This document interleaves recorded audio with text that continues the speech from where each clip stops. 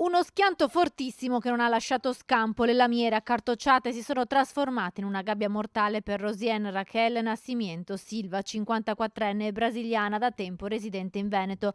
L'incidente mortale è avvenuto all'alba lungo la nuova strada regionale 308 al confine tra i comuni di Loreggia e Resana. La donna viaggiava come passeggera a bordo di una Ford Ka che per cause ancora in corso di accertamento si è scontrata frontalmente con un furgone.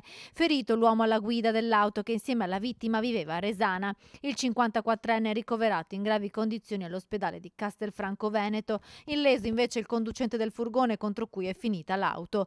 Sul posto sono intervenuti i carabinieri di Cittadella per i rilievi, due squadre dei vigili del fuoco di Castelfranco Veneto e Santa Giustina in Colle e il personale medico del SUEM, che però non ha potuto far altro che constatare il decesso della donna che in passato aveva gestito un ristorante brasiliano a Piombino Dese. Sono in corso le indagini per ricostruire la dinamica dell'incidente, anche se sembra che l'auto abbia improvvisamente invaso la corsia di marcia da dove stava provenendo il furgoncino. Il tratto stradale della 308 dove è avvenuto lo schianto è rimasto a lungo chiuso al traffico.